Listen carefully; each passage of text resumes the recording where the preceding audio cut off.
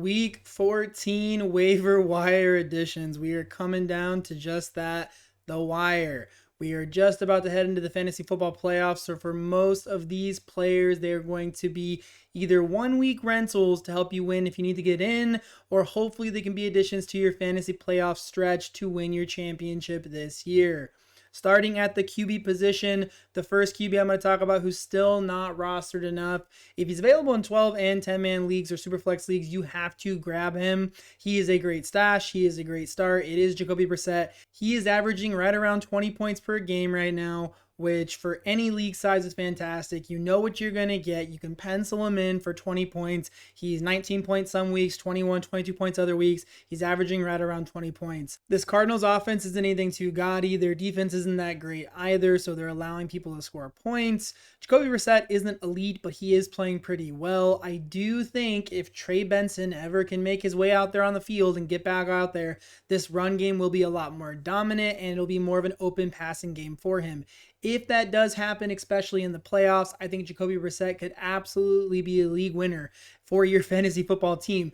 At the very least, if you need consistency or you're in a super flex league, and maybe even if you're in like an 8-man league and you want insurance in the playoffs, that if your QB goes down, you have a good starter on your bench, especially since some of these like wide receiver 4s and running back 3s, they're not going to help you in the playoffs. I think Jacoby Brissett could be the piece that you need depending on how things break in the playoffs to win your championship in 2025.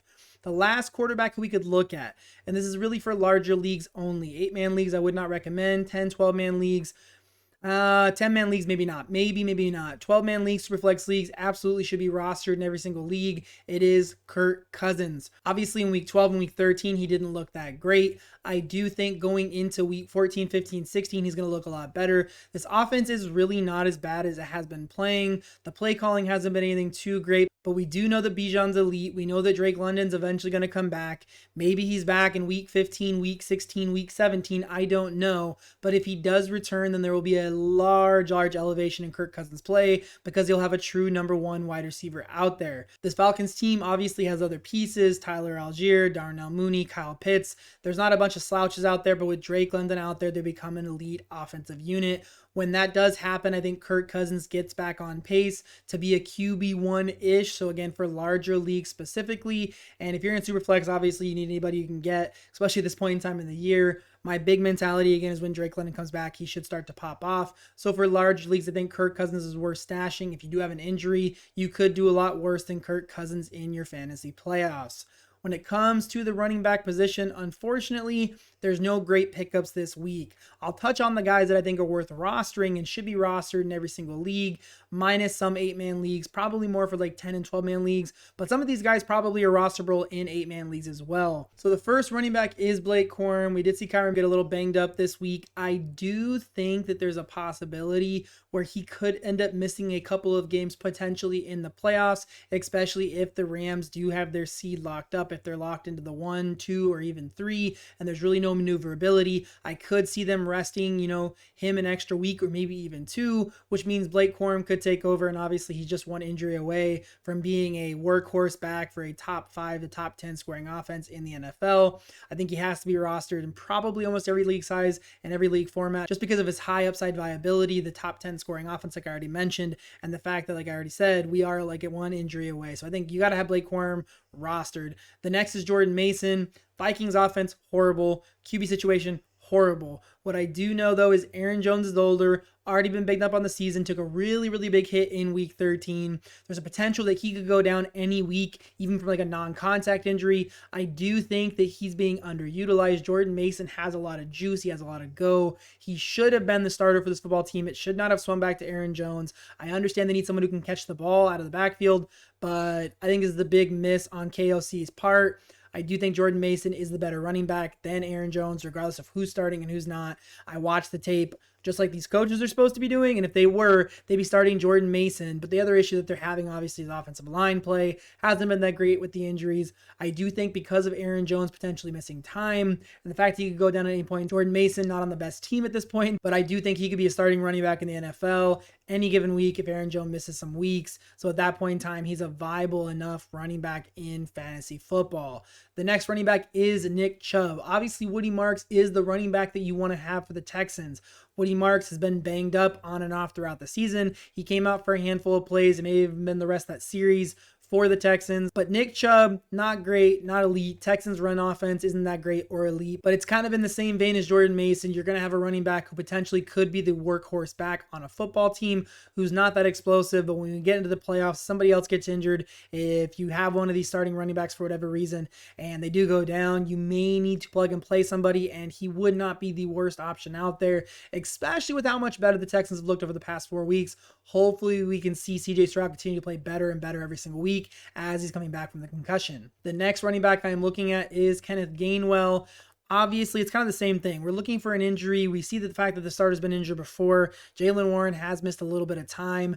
Pittsburgh's offense isn't that great. So again, none of these are like great, fantastic options. Blake Corum is like the long shot of getting starting time, but obviously if he did, he's going to be on a top 5, top 10 scoring offense, and they've been elite all season. So like, I do think obviously out of all these guys, Blake Corum probably has maybe a lower chance of actually starting, but has the highest upside. But with Kenneth Gainwell, same thing. If we do see Jaylen Warren go down, miss a considerable amount of time, especially in the playoffs, we have seen bigger flashes out of Kenneth Gainwell this season. So I think that there are worse options out there. Next option, already an injury. So again, this is what I mean by handcuffs. Devin Neal for the Saints. Didn't look too elite in week 12 or week 13, but he showed flashes. I think this offense for the Saints will get better as the season goes along. Their schedule does open up. They play Tampa Bay and Carolina, who don't have elite defenses by my estimation. Maybe they have some good pieces, but they're not elite units collectively. I do think you could do a lot worse than Devin Neal, and he is somebody who could be starting right away for your team. Maybe not starting with absolute confidence, but depending on how much better he looks and how much better the offense for the Saints looks over the next handful of weeks, I think Devin Neal is semi-viable going into the playoffs. The last running back is Chris Rodriguez for the Washington Commanders. He's still involved. He looks like he's the RB1. I don't love this team without Jaden Daniels out there. If Jaden Daniels does return, which I don't know if he's going to, then he's probably more viable at that point in time because the offense should be scoring more points and just have more flexibility, more moving and grooving on offense. He's kind of like a long shot in reality for somebody that you really want to start. I would rather have the rest of these guys because for the majority of them, they are fighting for playoff spots. So there is some viability in picking them up because you know their team's not going to quit and give up in the fantasy playoffs, and they kind of just throw in the towel. They're phoning in like the run game. They're kind of just, giving up on blocks. I think you're going to have a better chance with these players who are on teams who have playoff contention and are hoping to make the playoff run in the back half of the season. Moving over to the wide receiver spot. The first wide receiver is Adonai Mitchell. He's had flashes. I don't love the Jets offense, but with Tyrod Taylor, he obviously has a lot more viability. I think for both Adonai Mitchell and just kind of like the caveat a little bit and like throw another person on there, John Mechie for the Jets. They both have a little bit of juice.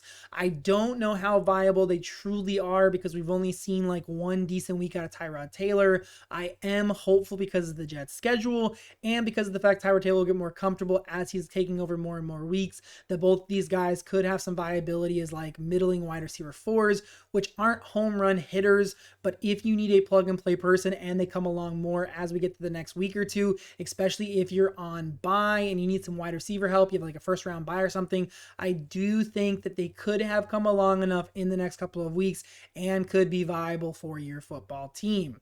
The next wide receiver is Devon Bailey for the Saints. I said it earlier, the Saints offense is coming along. I do think Bailey will get more involved with Rashid Shaheed, obviously traded to the Seahawks. I do think you're going to see, Tyler Shuck look a little bit better week over week. I think Devon Bailey has a lot of juice. He is a decent enough wide receiver to Chris Olave. He may even have a better chance to be viable in the playoffs than the first two guys that I mentioned at the wide receiver spot. I do think Devon Bailey has the juice. It really comes down to how he's going to be utilized in the offense. If it looks more like it did in week 13 going into the playoffs, he's absolutely somebody that you could stash on your bench and start given the matchup, given who you have available at your wide receiver spot. The next wide receiver is Christian Watson. I'm not going to talk about him too long. He's getting overly rostered now at this point in time, but he's still not over 60%, which is criminal. He is going to be the number 1, number 2 target earner for the Packers any given week. I do think Christian Watson has a decent amount of juice. He's getting a lot of like deep down the field targets, which for wide receiver 3s or wide receiver 4s are absolutely what you want. You need big explosive plays that can lead to touchdowns. Christian Watson will give you that in this offense. Packers offenses look better over the past handful of weeks. Jordan Love's look better. I do think Christian Watson is viable in all league sizes and formats. He's absolutely startable in probably almost every league size and format. If he is still available in your league, 8, 10, and 12 man, I think you absolutely have to roster him. And if he's available in a larger league than a 12 man, you absolutely have to pick him up and play him right away. The next wide receiver who's kind of a fringy guy, it is Darnell Mooney. I was hoping he would look a lot better. Kirk Cousins would look a lot better. Michael Penix would look a lot better. It really hasn't gone that way for the Falcons on the season. I do think Kirk Cousins is going to play better as he gets more starts under his belt this season. I do think it'll be a lot better for Darnell Mooney once we do see Drake London come back out there and he's not getting the primary coverage on his routes. I think there's a potential where Darnell Mooney could be viable in the playoffs. It really comes down to your league size, how well he plays, how well Kirk Cousins plays, and how fast Drake London comes back. But again, 10-man, 12-man leagues, he's absolutely viable for a roster stash going into the playoffs. The last two wide receivers, I talked about them for the last few weeks. I'll touch on them real quick. Jaden Higgins for the Texans. I think eventually he could be the number 2. It may not happen this season, so I'm not in love with Jaden Higgins. But if you're absolutely desperate for a wide receiver, I think you could do a lot worse than him. The last one is Chimere DK for the Titans. I know he looked absolutely horrible in booty cheeks in week 13. He's looked a lot better in previous weeks. I think Cam Ward has better weeks ahead. I'm not saying he's the best option. I would hope that he would have come along a lot more. Cam Ward would have come along a lot more at this point in time in the season. It just hasn't happened. He didn't really get like any crazy explosive returns either. So you're kind of banking on both of those things for him. But I do think that if you are in need, DK is a viable enough option because, again, he can return a punt any given week, spot you 6 points right there just in the punt returns, and then everything he gets in the receiving game is extra on top, and it all comes together for good weeks when he has those opportunities. I do think he's worth stashing on your bench in 10 and 12-man leagues especially, and larger leagues obviously, and could be maybe, just maybe, it could be a long shot to be a fantasy viable piece in the playoffs for your team. Transitioning over to the tight end spot, I got 3 guys for you. Number 1 is Brenton Strange. He's getting more involved on this Jacksonville Jaguars offense. I don't love the Jags offense. I don't love the fact that there's 15,000 pieces out there, none of them which are like playing at an elite level. Brian Thomas Jr. has been pretty horrible the entire season. Jacoby Myers looked a little better, obviously, and then Parker Washington went down with like some type of hip injury. I do think Brenton Strange in the back half of the season, in the playoff push for the Jags, probably ends up being a tight end 1, a fringy tight end 1 for 10 and 12-man leagues for these next handful of games. So if you're in a larger league and you need a tight end and you don't have anybody else available, or your option is not that great, maybe they're injured, whatever it is, I do think that he could be a plug and play guy for maybe a week or 2 in the playoffs. The next 2 tight ends I've talked about on and off. It is Theo Johnson for the Giants. He's attached to a semi-decent enough Giants offense. Their defense is absolutely horrible, so they're going to have to pass the football a lot. He is somebody who's going to get targets for this football team. When you're looking at a lower end tight end 1 going into the playoffs, we want guys who can get targets and guys who have touchdown equity. I think Theo Johnson has both of these things for this Giants football team. The last tight end who I cannot believe people did not hold on to and throw on to IR is Darren Waller. I think Darren Waller is a fantastic pickup if he's available in any league size format. He was popping off before his injury. I think he will be coming back with a vengeance. This Dolphins team is on like a sneaky playoff push. They're not going to make it, but they're going to try. They're going to go out there and give everything they have. They're trying to fight for Mike McDaniel's job and to his job. They're out there playing the best they can. Their defense isn't anything too great, so they're going to have to pass the ball. I think Darren Waller is the easiest, best tight end pickup at this point in time in the season. He should be a plug-and-play guy going forward. And in the first week of the playoffs, he does get Pittsburgh, who is, I believe, the worst team to like tight end points allowed as far as fantasy points go. So he has a great matchup in week 15. If your playoffs start in week 15, which they absolutely should, so you're not playing players and having games that matter in week 18 when people are sitting starters. I think he's an absolute smash play, smash pickup, smash start, smash everything. Darren Waller is going to pop off in the fantasy playoffs and probably be a tight end to help you win your fantasy championship in 2025. There are my week 14 waiver wire pickups at the QB, running back, wide receiver, and tight end positions. If you stream DST, I will have some fantastic options for you in my video for streaming DST, quite literally, either up here, down here, somewhere over side to side. It will be on the screen. So if you feel so inclined, go check that video out. Hopefully I'll see you guys again. No, hopefully you guys will see me again real soon. And until then, have a blessed day. Bye.